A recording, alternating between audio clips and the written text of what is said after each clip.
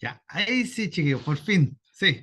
Costó ayer, de hecho tuvimos problemas con la conexión con los chicos de ayer, así hay un tema ahí con las conexiones que como estamos ya, me voy cambiando yo siempre el lugar, acá ya está saturado después de las 8 al parecer en el hotel. Eso es un problema señor porque ayer se nos fue. Ya chicos, mire, para los que hoy día es nuestra última clase de la parte teórica, nosotros ya terminamos hoy día con la parte teórica, ya no nos queda nada más, nos queda solamente ver el RIC número 19. La clase hoy día es una clase bastante concisa. ¿Y cuál es la idea? Es que podamos terminar de ver los contenidos que nos faltaban de la normativa nueva. Este es el último RIC, que es la puesta en servicio, ya que en la parte, entre comillas, final, se supone que aquí nosotros tenemos ya todo listo y aquí solamente lo que nos pide este RIC es nosotros lo que tenemos que revisar para decirle a la distribuidora, ya, por favor, venga, y está todo listo, está todo perfecto, nosotros hemos revisado, yo como instalador revisé, necesitamos que usted nos conecte, ¿ya? Entonces, ¿por qué se creó un capítulo, un RIC? Porque para esto, precisamente para esto, porque pasaba mucho que las distribuidoras no siempre reclamaban, entre comillas, se producían muchas esperas y después nos encontramos con que el usuario reclamaba, porque resulta que esto se demoraba mucho. Y era muchas veces porque la distribuidora iba al equipo de conexión y encontraba alguna diferencia. De repente eran errores súper básicos. Entonces, eso hoy en día está totalmente claro cómo tiene que hacerse. Aquí no hay ninguna cosa que puede quedar como a la deriva. Y aquí aparece la figura de la tercera inspección, donde va a venir una empresa certificadora y nos va a revisar nuestra instalación, muy similar a lo que es del gas. Eso está máximo, esto va a estar ya un año más, porque eh, ya se está haciendo la difusión de cómo va a ser, ya está por salir el decreto, entonces ya esto va a estar listo en un par de meses más, y con eso ya tendríamos listo para empezar a trabajar y darle la feliz noticia al cliente que va a tener que pagar más. Ya, aunque suene, eso es lo que va a pasar, que el cliente va a tener que pagar ese servicio, pues si alguien tiene que pagarlo. Ese servicio va entre los 120 a los 150.000 pesos, ¿ya? Más o menos para que usted se haga una idea. Entonces, si usted tiene una instalación que no está regularizada en este momento, ¿ya? Trate de, que no está declarada, perdón, trate de declararla, trate de, entre comillas, de normalizarla, porque después va a ser mucho más difícil, ¿ya? Ojo con eso, eh,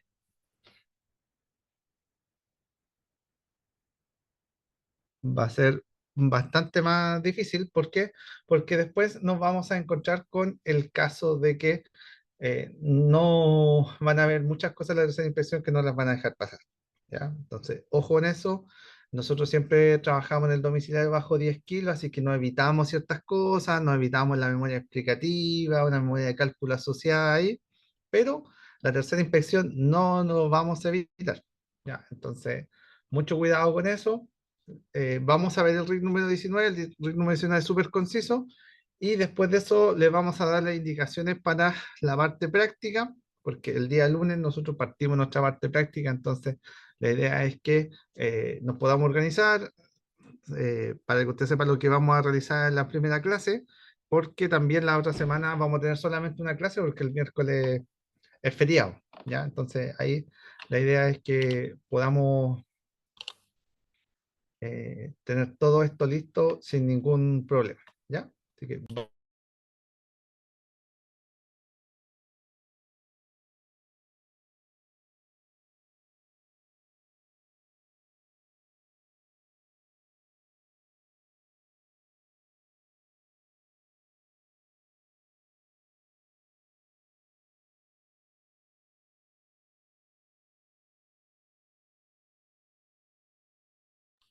ya está, espérame, está bastante lento, estamos tratando de que todo se cargue para que todos lo podamos ver. Ya ahí va. Ahora les voy a compartir mi pantalla.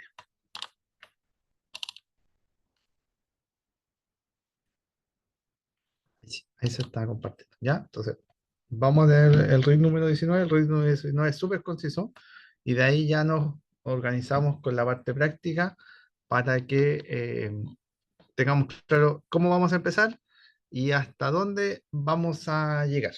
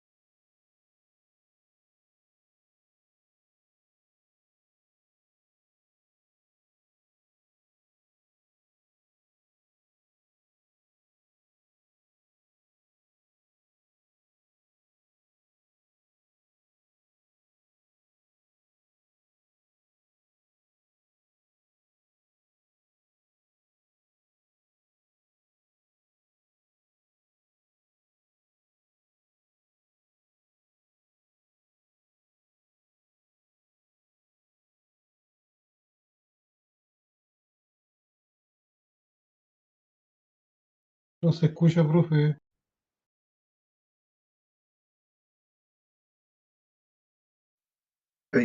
Fiscalización, ¿ya? Ahí sí, Las verificaciones, tenía toda la razón. ¿por qué las puede realizar? Solo las pueden realizar instaladores autorizados por la superintendencia. Es decir, que no la puede usar cualquier persona, solo las puede realizar solo instaladores que estén autorizados, es decir, que tengan su licencia de instalador autorizado. ¿En qué consiste la inspección técnica? ¿Qué debe incluir o qué comprobaciones deben hacerse en una instalación eléctrica y por qué debe hacerse? Se debe hacer principalmente, toda inspección debe incluir la verificación de las protecciones contra choque eléctrico. Acuérdense que tenemos un pliego que establece cuáles son las medidas de protección contra choque eléctrico, es decir, contra contacto directo o indirecto. Debe verificar las presencias de barreras cortafuegos. Si es que existe la exigencia de tener barreras cortafuegos, deben verificarse. Deben también inspeccionarse de la forma que se seleccionaron los conductores para ver la corriente de admisibilidad de cada uno de estos conductores, es decir, que el conductor soporte la corriente para la cual está diseñado, es decir, que el conductor esté protegido agua arriba por una protección. Si, por ejemplo, el conductor es de 10 amperes, la protección de agua arriba no puede ser de 20, sino tiene que ser una protección que me proteja la corriente del conductor, la corriente admisible, y también deben verificarse las caídas de tensión. Deben también verse la presencia de dispositivos apropiados de maniobra, es decir, que sean los dispositivos para la corriente que van a operar. Los dispositivos de seccionamiento de los conductores, si son unipolares, tetrapolares, tienen que verificarse si son los adecuados. Se debe verificar las uniones mecánicas y aislación de las conexiones. Acuérdense que la mayor falla de instalaciones eléctricas se provoca principalmente por la mala conexión eléctrica, que termina produciendo un punto caliente y que genera finalmente un incendio. Y este tipo de fallas se dan en el tiempo, no son inmediatas, por lo tanto siempre hay que estar verificando las uniones mecánicas de las uniones eléctricas, ¿ya? La accesibilidad, es decir, que sea accesible, por ejemplo, a donde tengo mis protecciones, mis tableros para poder hacer mantenimiento.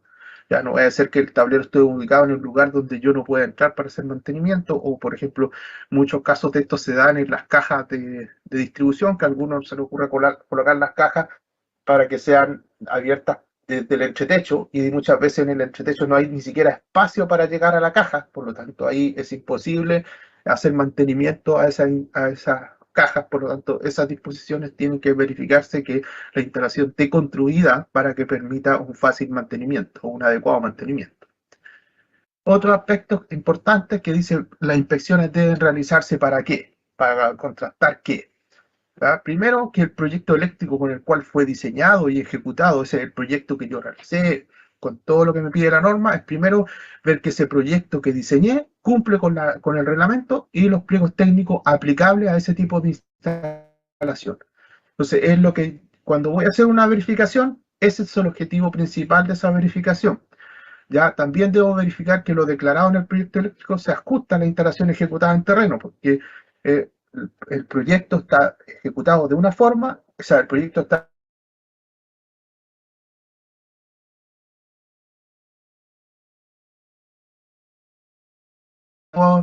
o artefactos sean elegidos correctamente, que cumplan con las disposiciones de este reglamento, con las disposiciones del pliego y con las disposiciones del fabricante. ¿Ya? Aquí se incorporan las especificaciones del fabricante. ¿A qué nos referimos con eso? Es que el pliego y las normas no van a regular todas las condiciones. Por ejemplo, por ejemplo, un equipo de calefacción. Ya la norma va a indicar cómo es el circuito, las protecciones que yo tengo que tener asociados, pero no va a indicar cómo yo debo montar ese equipo de calefacción. Puede ser que yo llegue y lo monte de forma vertical y el fabricante me diga, no, ese equipo solo se puede instalar de forma vertical. ¿Ya? Entonces ahí yo sí debo responder a las condiciones del fabricante. A eso nos referimos cuando se tiene que cumplir con las condiciones del fabricante. Ya no solo con las normas, sino también con las condiciones del fabricante. ¿Ya? Pero en ningún caso el fabricante, lo que te indica el fabricante, te posibilita no cumplir con la norma. O sea, la base es que tú tienes que cumplir sí o sí con la norma y lo que no esté cubierto por la norma, tienes que respetar lo que diga el fabricante del equipo. ¿Ya? Para que quede claro que, porque pueden existir confusiones en decir, oye, mira, yo tengo un conductor que el fabricante me dice que soporta 20 amperes, pero la norma me dice 10. Lo que aplica es la norma, porque la norma define las condiciones de seguridad y la norma define la capacidad del conductor en corriente según el montaje, porque no es lo mismo un conductor que está en forma subterránea o un conductor que está preembutido en la losa que un conductor que está al aire libre o sobrepuesto. No son las mismas condiciones del conductor. Por lo tanto, lo que vale ahí es la norma, ¿ya? Entonces, eso es lo que quiero dejar claro, que los principios son lo que está en la norma, lo que no está regulado en la norma, yo debo seguir las condiciones del fabricante, sobre todo está pensado en la instalación de equipos. Ya, por ejemplo, equipos que se colocan en lugares que están sobre la altura establecida del nivel del mar, aquí se establece una altura base, o por ejemplo, los equipos que se instalan en zonas costeras también tienen que cumplir con ciertas condiciones que pide el fabricante. Con respecto a que todos los equipos o aparatos que requieran certificación, es decir, que estén obligados a estar certificados, como los conductores, las protecciones, tableros, tienen que contar con sus certificados disponibles. Por eso es importante cuando ustedes compren los equipos, acuérdense siempre, muchas veces en la caja de los conductores, ahí viene el código QR, yo escaneo el código QR y puedo bajar los certificados de los conductores, los certificados de los equipos que voy a utilizar. ¿Ya? Las fichas técnicas de los equipos, yo tengo que cumplir con las características de todos los equipos que instalen. Los que les contaba que el fabricante me puede establecer condiciones. Por ejemplo, una condición, yo voy a instalar un equipo y el fabricante me pide que ese equipo esté retirado tantos centímetros de la pared, esas condiciones yo las tengo que cumplir también. ¿Ya? Se debe inspeccionar que este es el objetivo, uno de los objetivos fundamentales de la inspección, que busca es que yo verifique que la instalación no presente ningún daño o riesgo visible que pueda afectar la seguridad de las personas. ¿Ya? Entonces, yo tengo que tener este principio que es general.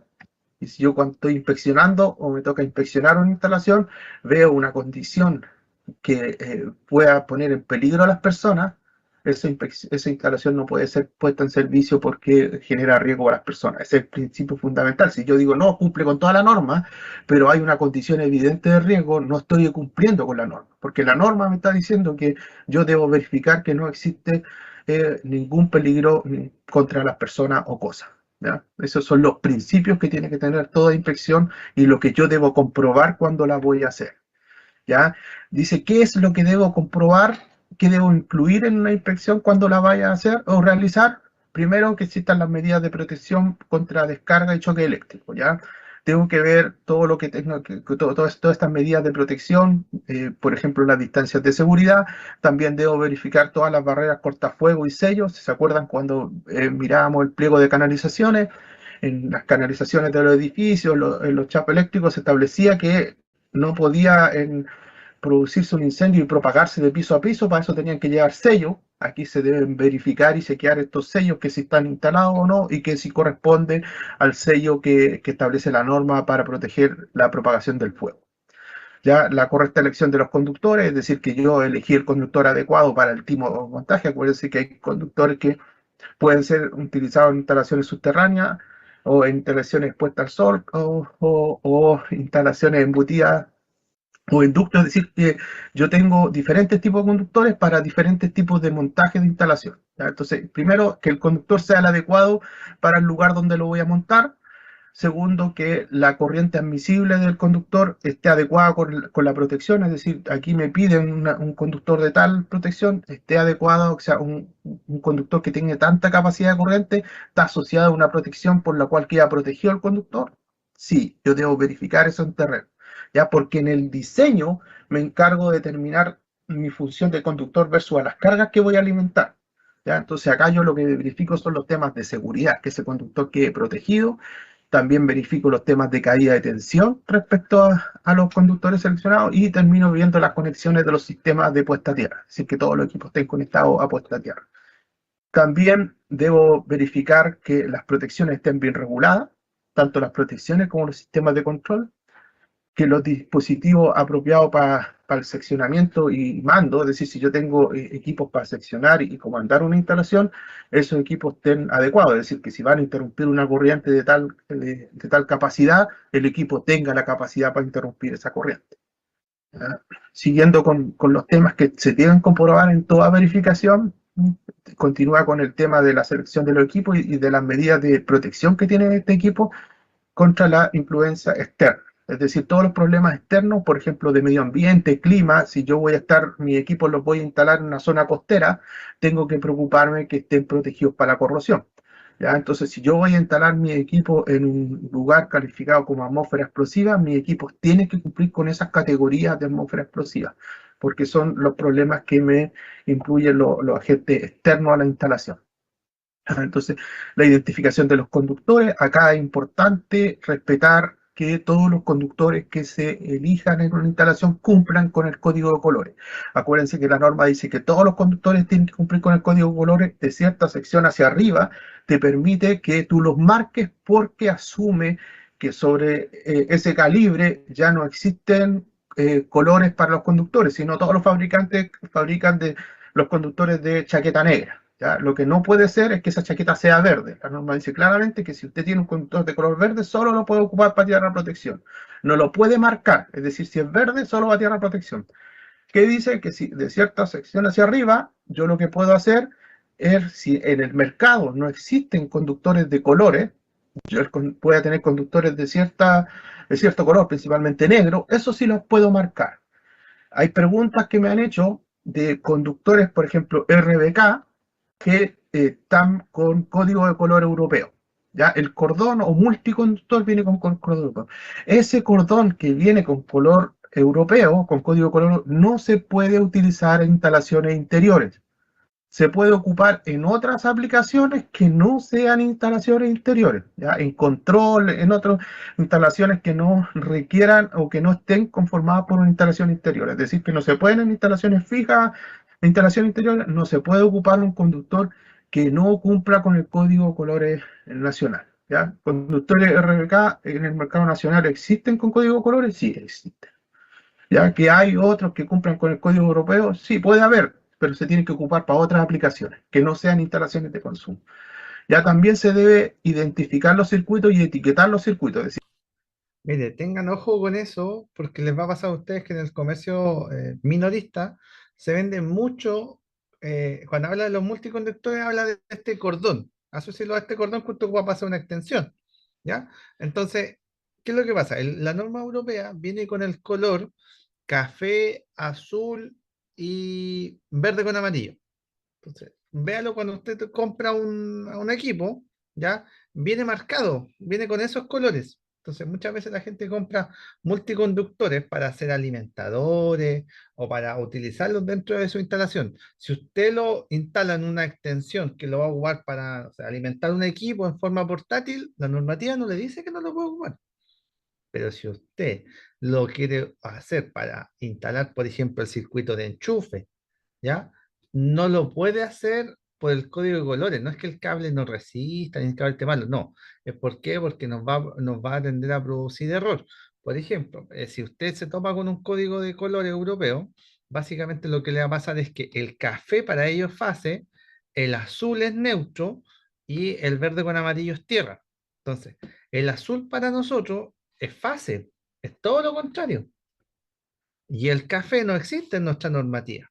Entonces, ojo con eso porque ahí se tienden a confundir siempre y pueden tener problemas con eso. Entonces, ¿quién revisa todo esto para que usted se haga una idea? Pues que es un montón de cosas que te piden, ¿ya?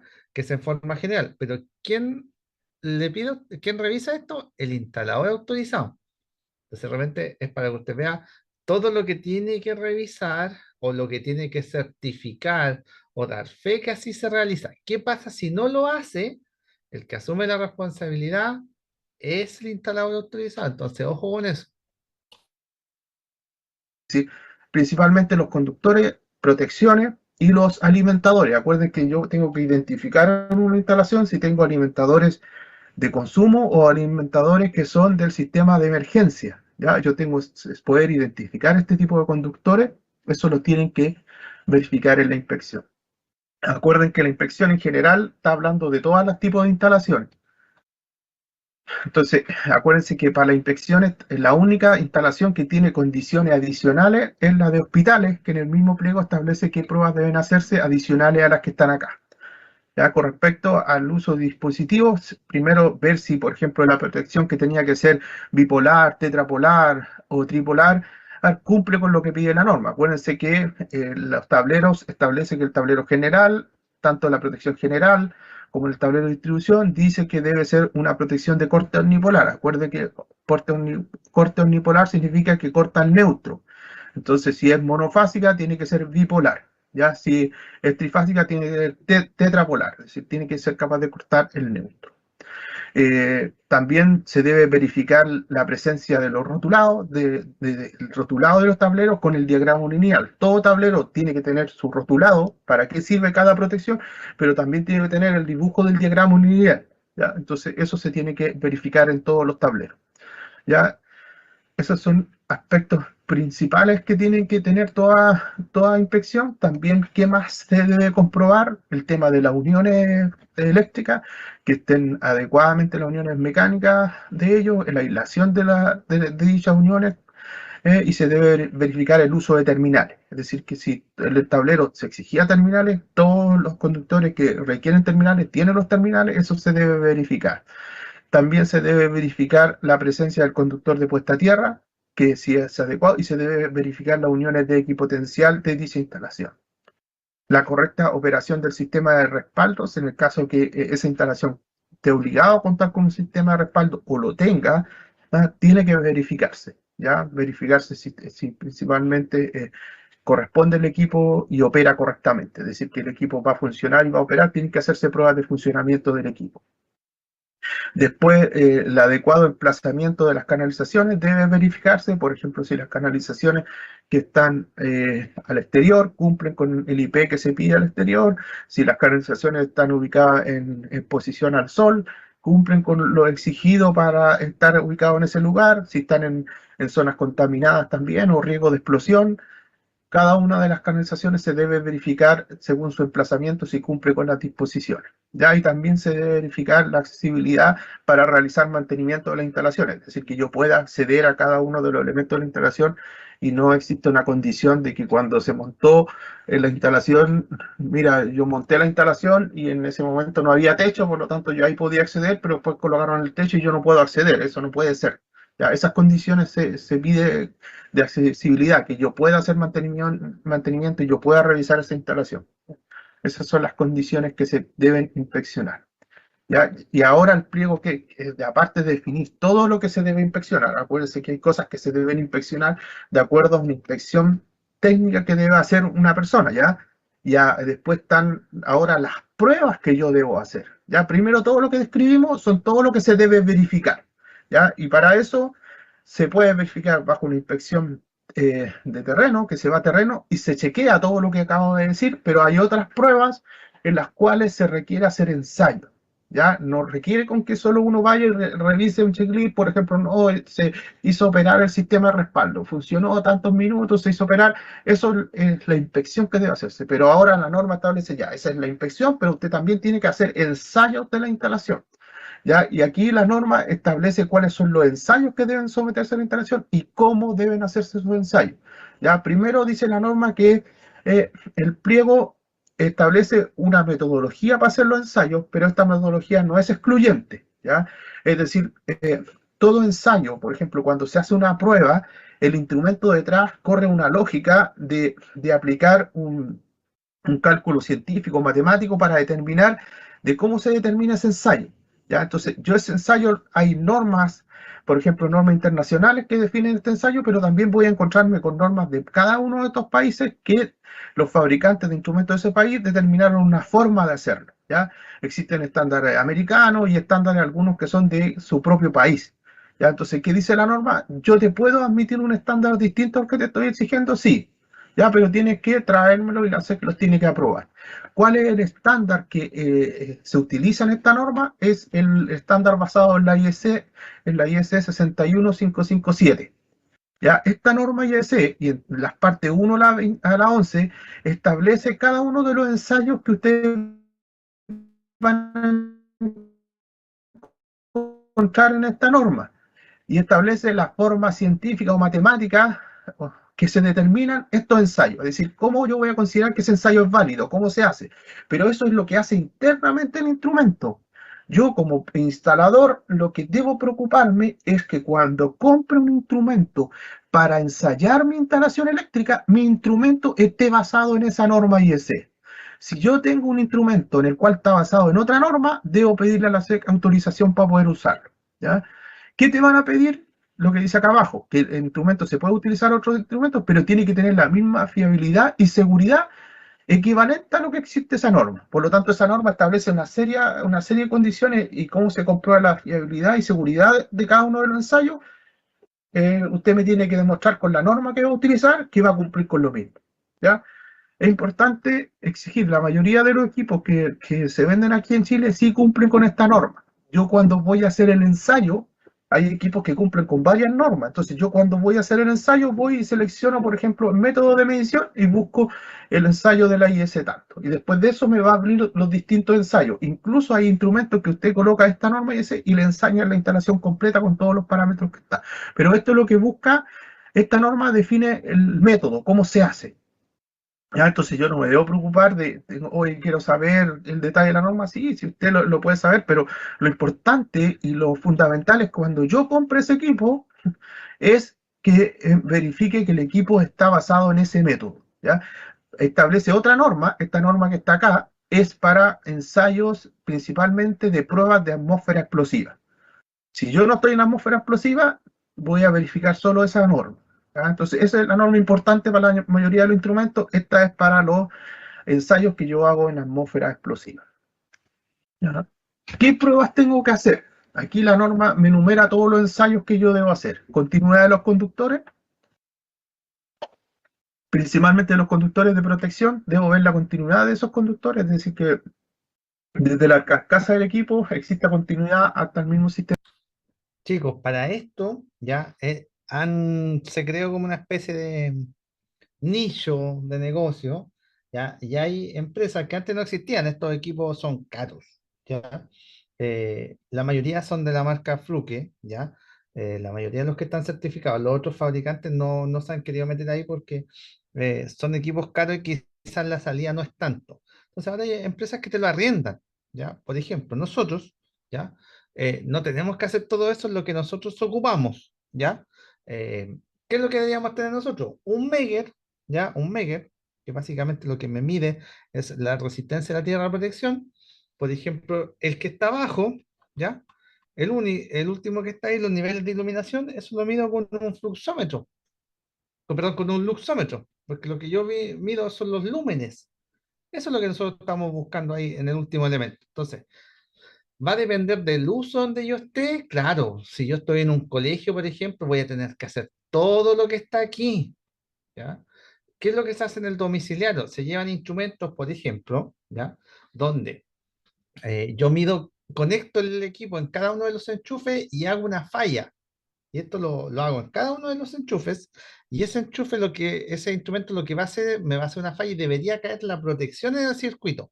Si no cae la protección en el circuito, significa que está mal conectado, por ejemplo, el diferencial no está, o la tierra está desconectada en ese elemento.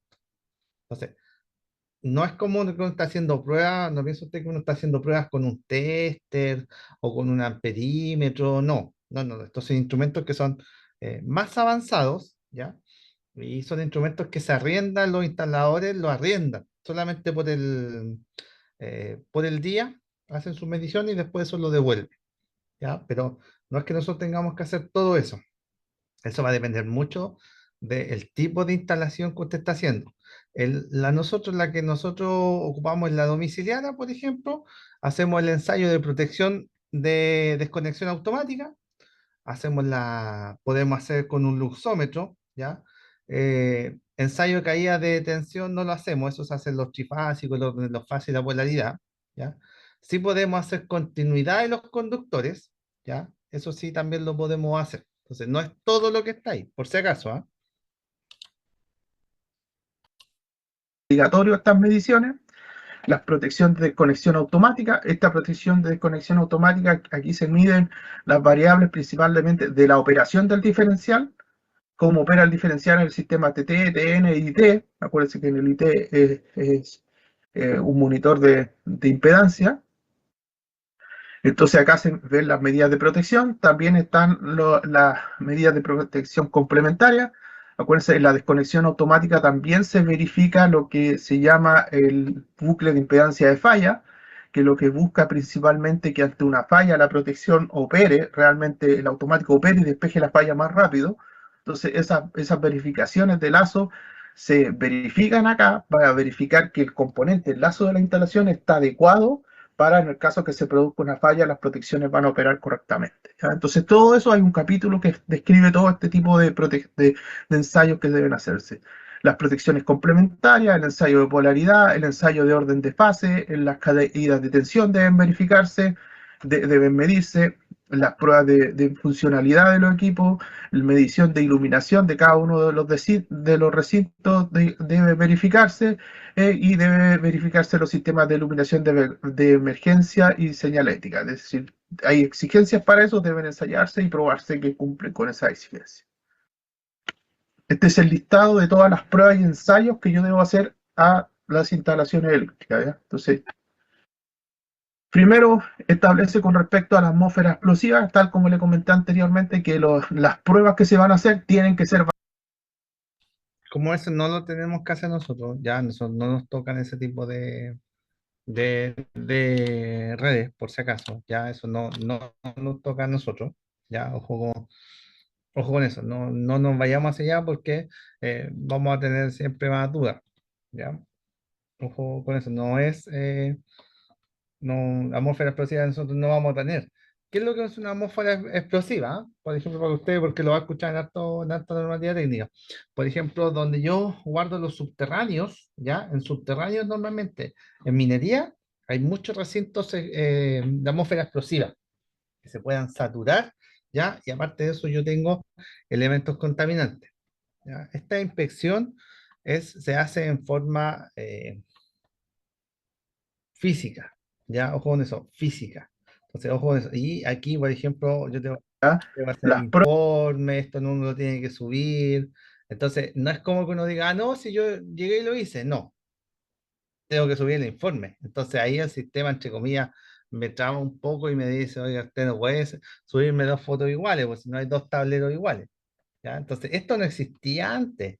Ahora te están pidiendo fotos con el equipo, el certificado de calibración del equipo, un montón de cositas más. y ensayos son correspondientes y todo lo que yo haga es el tablero tanto. Acuérdense que el tablero es el corazón de la instalación, entonces yo voy a ver este tablero y este tablero corresponde a todos estos circuitos y a ese tablero yo le hago las pruebas y los ensayos, ¿ya? Y por tablero se entregan estas pruebas y ensayos, ¿ya? Debe existir un informe fotográfico. Este es un informe distinto al informe de imágenes. Aquí es un informe fotográfico de los resultados de las pruebas, ¿ya? Y este sí debe acompañar el informe anterior, el que hablamos, el informe de imágenes, de donde yo voy presentando el proyecto. Ya acá está ese informe y yo acá complemento sobre ese mismo informe, complemento los ensayos fotográficos, pero de los resultados de los ensayos que yo estoy realizando. Es decir, tablero X, foto, la prueba de aislamiento, aquí están las pruebas de aislamiento, fotografía, principalmente Estas son los informes de imágenes que forman parte del informe verificación inicial. Es decir, cualquier informe que lo haga tiene que cumplir con estos requisitos. ¿Ya? Ahora, la norma establece que también existen verificaciones periódicas. ¿Ya? ¿A quién le corresponden las verificaciones periódicas? Acuérdense que el reglamento establece que las responsabilidades del diseño de la instalación, ejecución, las responsabilidades técnicas son del instalador, pero las responsabilidades del mantenimiento de la instalación o su normalización son responsabilidad del propietario. Por lo tanto, acá debe existir una responsabilidad de que el propietario realice verificaciones periódicas. ¿Cómo se van a realizar estas verificaciones periódicas? La norma establece que toda instalación es susceptible a cambio a lo largo de la vida útil, es decir, que ninguna instalación se permanece en forma igual, sino esa va cambiando, pero también dice que deben realizarse porque cada cuánto deben realizarse estas verificaciones periódicas va a depender del funcionamiento, de la frecuencia y uso del tipo de instalación y dónde está ubicada la instalación, el tipo de materiales que se implementó y la mantención que se efectúe. ¿Ya? Todas esas son las condiciones que yo debo considerar cuando voy a determinar cada cuánto tiempo debo realizar la verificación periódica. ¿Quién es el encargado de establecer cada cuánto se hace esta verificación periódica? ¿Cuáles son las instalaciones que van a partir basado en implementando la verificación periódica? Dice que la superintendencia es la que va a establecer un procedimiento que va a determinar la frecuencia máxima de cuándo debe hacerse esta verificación periódica. Ya, esta verificación periódica va a decir, no sé, que la instalación es un ejemplo, se tienen que inspeccionar cada 5 años, por ejemplo, las instalaciones, un ejemplo educacional. Puede decir, todas las instalaciones educacionales de ciertas características se tienen que verificar cada 5 años y ahí la SEC tiene que establecer este procedimiento. Cuando este procedimiento se establezca, se va a establecer la obligación para estos locales. Aquí la norma dice que toda instalación tiene que recibir esta verificación inicial y quién va a determinar la frecuencia es la SEC. ¿Ya? Respecto, también establece la verificación de tercera parte. Ya ustedes se preguntarán, ¿qué es lo que es esto de la verificación de tercera parte? La verificación de tercera parte es cuando se crean organismos de certificación. Algo similar a lo que existe hoy día en gas, que exista el sello eléctrico y similar al gas. La norma dice que van a existir verificaciones de tercera parte. Dice las verificaciones de tercera parte deberán ser implementadas aplicando las exigencias definidas en la verificación inicial y periódica, que es lo que regula la norma. Es decir, que cuando se haga esto no se va a hacer de cualquier forma, sino tiene que cumplir con lo que se exige para la verificación inicial, en el caso que sea una instalación nueva, o verificación periódica. Es decir, todas las exigencias que se establecen de cómo se tienen que hacer estas verificaciones, tanto la revisión de plano como la revisión de ensayo, tienen que estar basados en esto cuando se implemente la verificación de tercera parte. ¿Quién va a ser el encargado de establecer la verificación de tercera parte? Va a ser la superintendencia, va a establecer un procedimiento en el cual va a implementar la verificación de tercera parte y en ese procedimiento va a definir cuáles son las instalaciones que van a partir o cuáles son las instalaciones que deberían estar sometidas a la verificación de tercera parte. Va a establecer cuáles son los procedimientos de inspección y la forma que se tiene que comunicar a la SEC estas verificaciones de tercera parte. Pero sí, la norma regula el cómo, se regula lo que tienen que hacer. ¿Ya? Usted tiene que hacer todo lo que está acá. El cómo y cuándo se va a hacer y a quién le aplica es un protocolo que la SEC tiene que definir. Mientras la superintendencia no defina este protocolo, esto no va a ser exigible. ¿Ya? Entonces, para que usted, oye, me están pidiendo que tenga el certificado de verificación de tercera parte porque la norma dice eso. Sí, pero la norma dice claramente mientras que la SEC va a ser la encargada de definir ese procedimiento. Mientras no existe, no aplica este punto. ¿Ya? Lo mismo para el caso de la verificación anterior. Y ahora entramos netamente al punto de procedimiento de declaración de puesta en servicio, es decir, la comunicación. ¿Cómo yo debo comunicar esto a la SEC y cuáles son las reglas generales para esto? Es decir, toda comunicación debe ser de puesta en servicio, tiene que ser comunicada a la SEC, debe ser declarada con un mínimo de 15 días hábiles de anticipación. Es decir, si mi proyecto parte tal día, yo 15 días antes de ponerlo en servicio, tengo que declararlo a la SEC. ¿Quién lo puede hacer? Un instalador autorizado. ¿Ya? Y acá se establece claramente que que el instalador autorizado, el que ejecuta la instalación, el que debe declarar la instalación una vez que se encuentre completamente terminado. ¿Por qué recalcamos que se encuentre una vez terminada? Porque se supone que los ensayos yo solo lo hago sobre una instalación terminada. Si no tengo una instalación, ¿sobre qué voy a hacer los ensayos? ¿Ya? Entonces, por eso se recalca ese tema que algunos pueden considerar, oye, sí, obvio, pero se recalca que efectivamente hemos tenido casos que se declaran instalaciones que ni siquiera están ejecutadas algunas. Entonces aquí se recalca esto.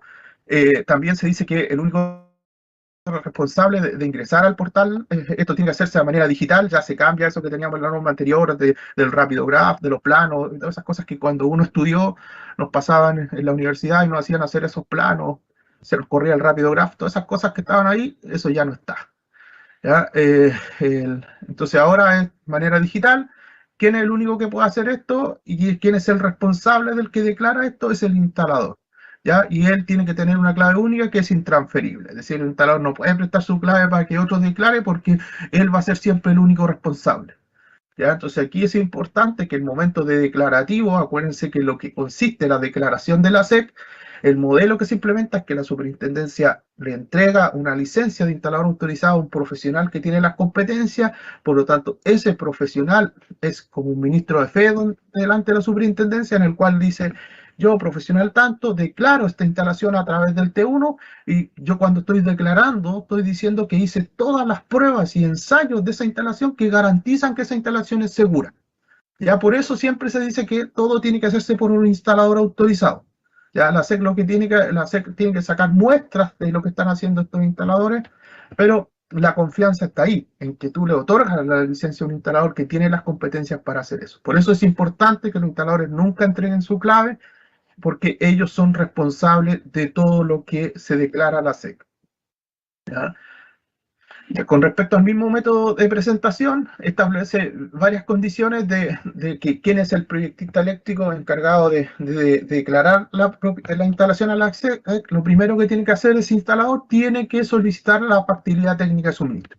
Es obligatorio. A futuro, los trámites que se hagan para obtener empalme, se le va a exigir que usted adjunte la factibilidad técnica de suministro.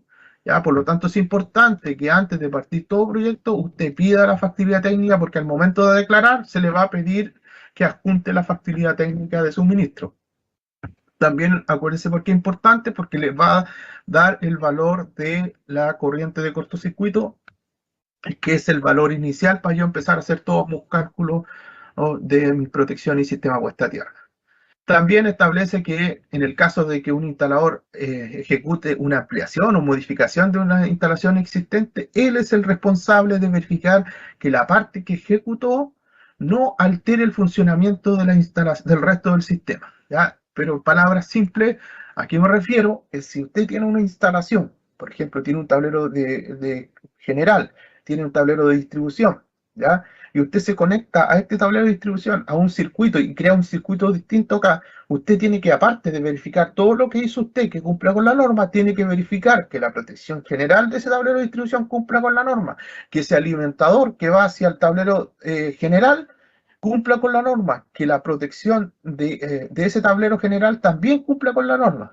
¿Ya? Entonces, ojo, es importante donde usted va a seleccionar el punto de conexión, porque si usted selecciona un punto de más abajo de la instalación, más condiciones va a tener que verificar hacia arriba sobre la instalación existente. ¿Ya? Y lo que sí, un instalador siempre está llamado a que si usted va a abrir un tablero donde se va a conectar a un punto de instalación y ve que ese tablero tiene condiciones inminentes de riesgo, la responsabilidad del instalador es decirle al propietario que él tiene que normalizar eso, porque si no el instalador se ve expuesto a una condición innecesaria y el instalador no puede conectar esa instalación porque él estaría siendo parte de esa condición de riesgo. ¿Ya? La norma le establece, cuando usted verifique, tiene que ver que no exista riesgo para las personas. ¿Ya? Entonces, primero, si no hay riesgo para las personas, pero conectarse en un punto es tan complejo que usted le hace tener que hacer varios cambios, usted elija el punto de conexión. Ese punto de conexión, en vez de ser acá, podría ser, no sé, en el tablero general, usted tiene que ubicar el punto de conexión, porque a donde usted intervenga va a tener que ver toda la operación del resto de la instalación, no se ve influenciada por la nueva ampliación que está haciendo usted. ¿Ya? Pero acuérdense, el principio básico es que yo como instalador siempre debo ver condiciones de riesgo. Si hay condiciones de riesgo, aquí no me refiero a condiciones, por ejemplo, hoy día, ¿qué condición podría ser que no fuera de riesgo? Por ejemplo, yo digo, me voy a conectar a este tablero de distribución, ya, pero tengo que cambiar la protección general a una bipolar. Ya voy a tener que cambiar la protección del general a bipolar. Ya, condiciones que me pide la norma, pero no son condiciones que son un riesgo inminente, porque esa protección igual va a operar y va a funcionar. Lo que yo debo hacer es buscar dónde voy a generar menos impacto para que la nueva instalación no me choque con la instalación que estaba basada en la norma anterior. Esas son las condiciones, pero el riesgo siempre es algo que tienen que verificar y no podrían ustedes intervenir o conectar una instalación que está en un inminente de riesgo, sino ustedes son responsables de lo que está pasando ahí. Con respecto a la ejecución de distintas instalaciones eléctricas, se crea la figura que esto siempre ha existido del ingeniero coordinador. Es decir, yo tengo una instalación de un edificio, tengo instalaciones de ascensor, tengo instalaciones de bomba, cada uno hace las declaraciones de esto y yo hago la declaración final donde agrupo todas estas potencias y declaro la instalación general. Yo tengo que verificar que esta instalación general y cada una de ellas sea compatible con la instalación y no presente problemas. Y va a existir el ingeniero coordinador, que eso estaba en la norma actual. Ya los antecedentes que deben acompañar a toda comunicación es el proyecto definitivo. Nuevamente se hace énfasis que tiene que ser el plano as-built, es decir, que el plano que yo voy a ver a terreno, voy a verificar, tiene que ser el que está ejecutado y no tiene que ser el de proyecto, porque muchas veces lo que se proyectó y ejecutó recibe cambios, porque el proyecto se hace en papel principalmente y cuando vas a terreno te encuentras con condiciones distintas y tienes que hacer cambios sobre esas instalaciones. Por lo tanto, yo debo actualizar el plano antes de declararlo, ¿ya? Las memorias explicativas, todo lo que aquí establece que todos los requisitos que me pide el pliego 18 lo tengo que adjuntar en ese proyecto. La declaración, es decir, cuando yo declaro el T1 que estoy diciendo, estoy declarando como instalador eléctrico que ejecuté la instalación, que hice las pruebas y todos los ensayos, los cuales van a ser comprobados e informados en las memorias explicativas que me pida la instalación en el pliego 18. Debo entregar el informe de verificación inicial junto a la declaración, es decir, cuando tenga que declarar, me van a pedir el informe de verificación inicial. En el caso de que exista la certificación de tercera parte, según corresponda, cuando se exija, justo se crea y le toca su instalación, va a tener que ajustarlo. Mientras no se establezca el procedimiento y mientras no corresponda, usted no tiene que ajustar la certificación de tercera parte. Ahí la certificación de tercera parte le va a entregar a usted el informe de verificación inicial y usted solo va a tener que ajustar ese informe porque ya va a estar cubierto. Mientras no exista esta verificación de tercera parte, el instalador es que tiene que hacer la verificación inicial de toda instalación. Ya esto es lo último. Estos ya son temas más operativos de declaración. Se deja claro de las cosas que no se pueden hacer. Por ejemplo, no se pueden realizar declaraciones simultáneas. A ver, ¿qué es lo que pasa? Es que habían ciertos instaladores que cuando declaraban una instalación de una casa, por ejemplo, o de cualquier cosa, presentaban la declaración hoy día, después una hora después volvían a ingresar la misma declaración, después otra hora volvían a ingresar otra declaración, mañana otra y el miércoles otra, esperando que una de esas fuera aprobada según el tipo de verificación. La superintendencia tiene un método de fiscalización en los cuales existen tres tipos de fiscalización. Una fiscalización que es general, que es la más básica, que se encarga de ver los elementos que corresponden a la declaración, que es el checklist reducido que la mayoría ve. Después existe una fiscalización documental que se revisa la ingeniería de los proyectos y una revisión de terreno. ¿Ya? ¿Cómo se hace la selección de esta instalación? La superintendencia cuenta con un sistema que se llama scoring, que cuando ingresa la declaración ve varias variables, ¿ya? Por ejemplo, de dónde es el instalador, la experiencia del instalador, las características de su historial del instalador, sanción y todo, y según esas variables el sistema dije ya, estas instalaciones son las que tendrían que ir a terreno. ¿Ya? Pero ¿qué es lo que pasa? Que el instalador donde declara muchas veces puede salir a terreno y algunas le hacen otras revisiones, y eso no corresponde. Una instalación solo puede estar asociada a una declaración. ¿Ya? Entonces el instalador no puede hacer esto. ¿Por qué se deja claro? Porque esto es una falta grave. ¿Ya? Tratar de ingresar es ingresar información manifiestamente errónea. Dado que esta es una falta grave, la norma lo trata de especificar porque esto puede traer sanciones que pueden ser tanto monetarias como puede llegar a la suspensión de la licencia del instalador. Ya lo mismo pasa con instalaciones que, por ejemplo, fueron visitadas a terreno, fueron rechazadas. El instalador está obligado a pescar esa misma declaración y continuar hasta que termine el proceso. No puede pescar otra instalación como nueva y mandar otra instalación que no recoja las observaciones anteriores. ¿Ya? Esas cosas también pasaban, por eso estas cosas ahora van a ser por el sistema, lo pasen en forma automática, pero es necesario que los instaladores sepan las reglas para que no cometan errores y no sufran sanciones que pueden llegar a alguna hasta suspender su licencia. Entonces, por eso era necesario que la norma estableciera estas condiciones para que el instalador supiera qué se puede hacer y qué no se puede hacer, dado que nuestra normativa era muy antigua y no establecía el sistema de declaraciones electrónicas. ¿Ya? Por eso el primer paso antes de comenzar con cualquier tipo de sanción o amonestación era necesario que la regulación lo trajera claro y preciso para que todos supieran las reglas del juego o antes de empezar con estos procesos que pueden terminar en sanciones, muchos de ellos. Ya también vuelve a decir que las responsabilidades legales de que la información no se ajuste, o sea, si en la inspección es la superintendencia o la entidad que de tercera parte que se autorice, se constata que no se ajustan a las disposiciones legales reglamentarias, los errores técnicos serán responsabilidad de los instaladores y los propietarios serán responsabilidad de su normalización. Entonces aquí es importante que los errores técnicos, es decir, que en la ejecución, en el diseño, correspondan al instalador. ¿Ya? La normalización de la instalación corresponde al propietario. Ya, para eso sí van a ver, en esos errores pueden llegar a tener sanciones por las responsabilidades que tienen los instaladores que ejecutan dicha instalación. Con eso termino. Ya llegué. Entonces, ojo, pues yo decía, apúrense si van a normalizar algo, porque alguno puede decir, pero profe, si yo ya tengo dotación eléctrica, tengo un suministro, sí, pero si usted está declarando una ampliación, lo que tiene que tener cuidado es de, o certificar que el tablero donde usted está aumentando ese circuito o donde está eh, conectándose, si está con la normativa antigua, le van a exigir normalizarlo. Entonces, va a haber un montón de cosas más. Entonces, ahí, pues, si tiene instalaciones que están, ampliaciones que están sin normalizar, declárelas, ya todavía está a tiempo para que no tenga problema con eso. ¿Ya?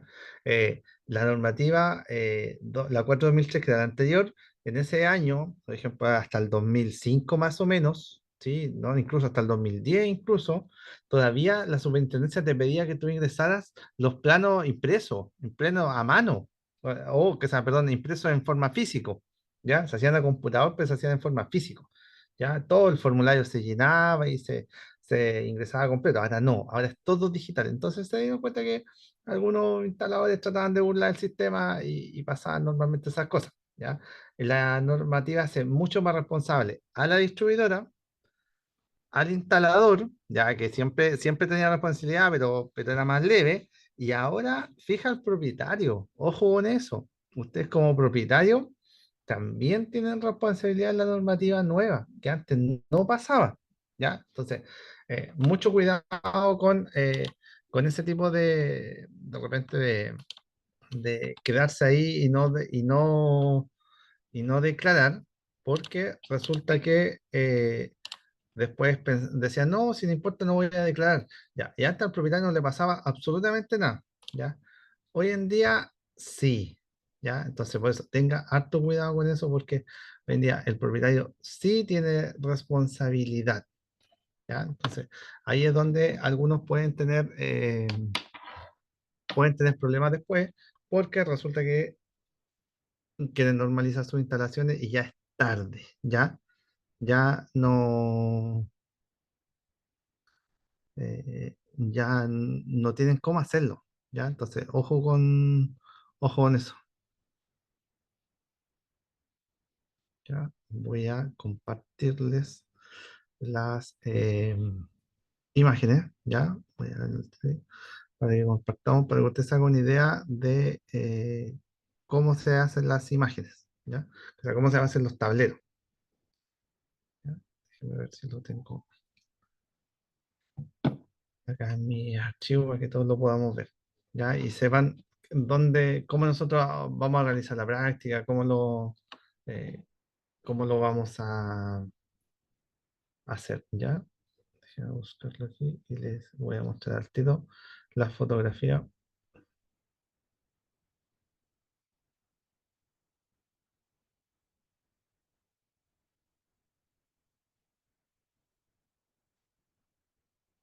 Ya, aquí está. Voy a compartirle, la voy a proyectar una y se la voy a, para que todos la puedan ver.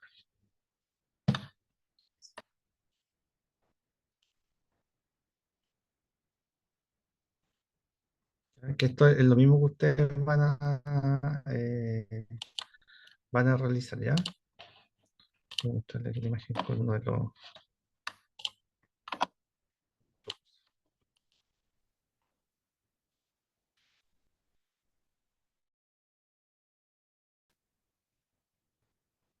Ahí, ahí se está compartiendo. Entonces, ya, el tablero, ya, nosotros lo vamos a realizar de esta forma, ya, para usted va un tablero pequeño, va con la normativa, está hecho con la transición, de hecho va un automático unipolar, para que ustedes puedan ver la diferencia también cómo se conecta, ¿ya? Entonces, básicamente es esto, es de esta forma. Entonces, nosotros tenemos aquí abajo un circuito, ya instalamos el tablero aquí, tenemos un circuito que va destinado para el circuito de enchufes, y todo el resto va destinado a los circuitos de alumbrado, ¿ya? Entonces nosotros, por ejemplo, en la clase número uno, lo que tenemos que hacer, usted tiene este panel, ¿no es cierto? Tiene un panel similar a este, tiene las cajas, ya en este caso no tenía los ductos, ¿ya? Tiene solamente las cajas porque aquí lo que nosotros necesitamos ver, como este escucho más de menor hora, nosotros vamos a ver aquí los cables. Eso es lo que vamos a hacer, vamos a ver los cables, entonces para que usted se vaya familiarizando con el circuito. Este es un tablero que se pide para los exámenes SEC, ya se pide de esta forma, no es nada del otro mundo, ni nada extremadamente difícil, ¿no? Ya se pide de la misma forma. Entonces, nosotros qué vamos a partir el día lunes, la idea es que este tablero esté, que se lo armemos ya de esta forma, para eso iban tornillos, usted tiene que fijar el tablero, ¿ya? Fijar el tablero aquí, el tablero abajo en la parte inferior trae un prepicado, ¿ya? Entonces ese prepicado se tiene que romper para que nosotros podamos aquí salir con nuestros ductos. Este es el circuito de enchufe, este es el circuito de alumbrado, los del centro son las cajas de derivación, abajo van los interruptores y arriba van los soquetes, los centros de luz. ¿Ya? En un tablero así de esta forma es el que tenemos que generar el día lunes. ¿Ya? Entonces, la idea es que usted vea a dónde tenemos que llegar para que tenga claro y van todos los materiales ahí, van barras en su tablero, va automáticos, diferenciales. Vamos a partir la primera clase con un circuito, ya, o sea, solamente vamos a instalar un automático y ese automático aquí vamos a generar el 912. Después vamos a sacar ese, vamos a generar el 915, después el 932 y después el 924 como está ahí. ¿Ya? Entonces, la idea es que vayamos avanzando en complejidad, ¿ya? Para que podamos ir realizando todos estos circuitos. Después vamos a ir creciendo en el tablero, ¿ya? Porque vamos a partir por un tablero simple, ¿ya? Pero después de eso vamos a ir subiendo en complejidad y la idea es que lleguemos a armar un tablero de 4 circuitos. ¿Ya? Vamos a hacer también ejercicios sin energía. Ya vamos a hacer varios ejercicios aquí del tablero sin energía porque la idea es que usted primero entienda cómo funciona cada uno de estos, cómo funciona el circuito, y ahí vamos a ir avanzando en complejidad. ¿Ya? Pero esa es la idea, esa es la parte práctica, se realiza de esa forma. En su maletita iban herramientas, iban pelacables, destornilladores, ¿ya? Sin aislante.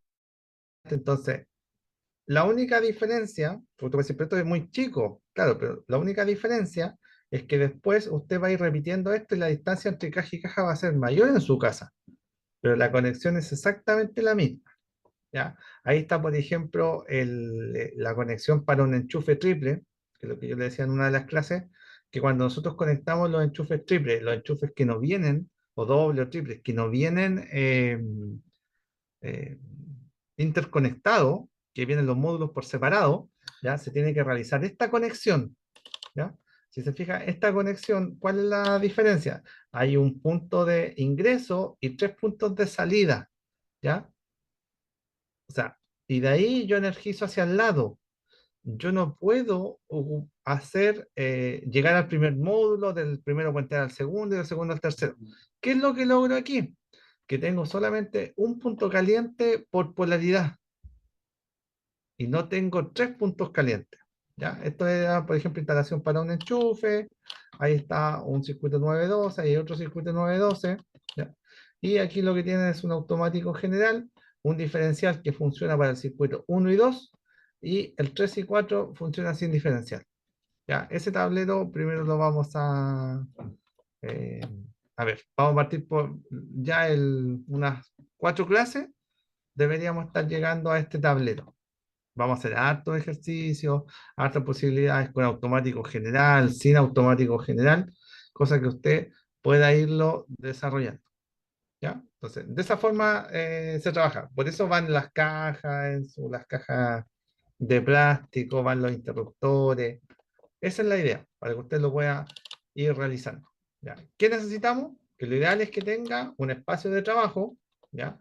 Que tenga un mesón, o sea, que tenga algo donde usted pueda estar cómodo. Esto, si usted quiere, también lo puede dejar en una pared, lo puede fijar en una pared y lo trabaja en forma vertical. Eso también lo puede hacer. ¿Ya? Eh, un taladro inalámbrico, por ejemplo, le va a ayudar harto para conectar las cajas más fáciles, hacerlo mucho más fácil para el tema de los tornillos, para poder fijarlo. ¿Ya? Todo esto es plástico. Vamos a trabajar primero con circuitos desenergizados, ¿ya?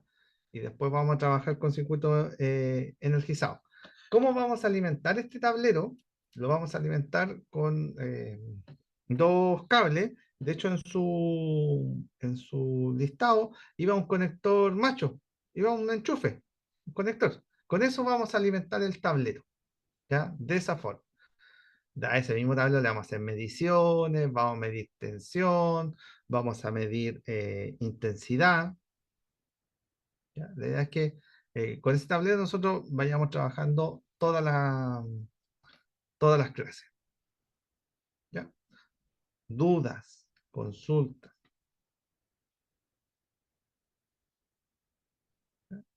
Esto se va repitiendo, o sea, usted, por ejemplo, si se hace un 912 aquí, después va a ir repitiendo, en su casa va a tener 5 912, va a tener un 915, ¿ya? ¿Por qué los circuitos de enchufe, por ejemplo, están en otro sector? ¿Ya? Es porque nosotros, recuerden que tenemos que tener ductos y enchufes separados por circuito, ¿ya? O sea, los enchufes deben estar separados del alumbrado. ¿Ya? Ojo con eso. ¿Ya? Dudas, consultas. Lo ideal es que esté con un zapato cómodo igual, ¿ah? O sea, prepare un lugar para donde pueda hacer todo esto, eh, un zapato cómodo, porque la idea es que usted lo realice. O sea, ya yo le voy a mostrar uno de los que tengo acá, entonces la idea es que nosotros lleguemos a esto, ¿ya? Y alcancemos por lo menos a armar un circuito. ¿Ya? Esa es la idea de la clase del día lunes. Después el miércoles feriado y después ya nos saltamos al, al día, al siguiente lunes, ahí yo ya voy a estar en Concepción. Entonces yo voy a tener este mismo tablero que usted ve aquí, este mismo tablero yo lo voy a tener ahí armado y se le va a mostrar con la cámara, con la GoPro. Entonces ahí usted puede verlo, entre comillas, de más cerca. ¿Ya? Y se va a ir realizando el seguimiento a cada uno de los pasos. ¿Ya? Pero la idea entonces, el próximo lunes, es que usted pueda armar su tablero. ¿Ya? Pueda entender cada uno, mostrar cada uno de los componentes, cómo funciona, por ejemplo, la barra. Algunos se tienden a enredar aquí las barras. Por ejemplo, esa barra es azul, ¿ya? Y son barras de fase para el código colores, blancas de neutro y verdes de tierra. ¿Ya? Y el código color que nosotros tenemos es rojo, blanco y verde. Entonces, estamos ocupando los colores que nosotros deberíamos ocupar. ¿Ya? No es que este tablero que esté todo bien, ¿ya? Ahí después hay que peinar el tablero, dejarlo más ordenado. Este era un ejercicio que estaban haciendo uno de los chicos. ¿Ya? Dudas, consultas. traten de tener así como las cosas todo más o menos a mano, un espacio habilitado para esto, ¿ya? Para que usted pueda eh, desarrollar la actividad, ¿ya? La idea es que esta es la parte práctica, entonces se les va a pasar el tiempo volando porque la idea es que usted haga el ejercicio, o sea, lo conecte en forma real. La idea es que lo probemos, después ya lo energicemos. Siempre hay que hacer una verificación inicial primero, ¿ya? Para este tipo de instalaciones. Recuerda que igual cuando energizamos estamos trabajando con energía real. Entonces vamos a practicar harto sin energía para después nosotros poder conectar. Dudas, consultas. No, profe, yo creo que en la práctica vamos a tener dudas y Sí, consultas. es que la idea es esa, que el día lunes nosotros armemos el tablero completo, lo armemos, o sea, fijemos el tablero, las cajas, usted lo abra, oiga, sepa cómo instalar los automáticos, cómo instalar el diferencial, cómo se instalan aquí en el tablero, no cómo se conectan, es cómo se instalan. Reconocer las barras, por ejemplo, alguno me pregunta siempre en las primeras clases, me dice, profe, ¿da lo mismo que yo lo conecte en cualquier tornillo? Sí, da absolutamente lo mismo, pero alguno podría decir, no, quizás tiene una ubicación determinada. ¿Ya? Entonces, la idea es que conozcamos todas las piezas, todas las herramientas, cómo funcionan, y ahí empecemos a trabajar. ¿Ya? Así que el lunes con todas las ganas, el lunes ya parte lo real, entonces eh, esto es el mismo simulador, por ejemplo, esto es un examen SEC, esto es un examen para los chicos que dan su clase D. Ya, ahora, mire, yo les voy a sacar una foto el día lunes. Les voy a sacar una foto porque el día lunes tengo una evaluación SEC con el curso de Antofagasta, pero con la normativa nueva. Y usted se da cuenta que este tablero es más grande, tiene más cosas. Y ahí yo le voy a sacar un par de fotitos para que usted las vea, ¿ya? Y se vaya familiarizando con cada una de estas piezas, ¿ya? Así que estaríamos, chiquillos. La idea es que, yo siempre digo, traten de tomar un espacio tranquilo para poder realizar esto, para poder realizarlo. La idea es que si usted lo deja el día lunes ahí y después lo volvemos a ocupar el miércoles, esté intacto, po. O sea, no, un espacio donde usted sabe que van a quedar todas las cosas ahí y va a poder seguir trabajando. ¿Ya? Ya, chiquillos, nos estamos viendo entonces el día lunes.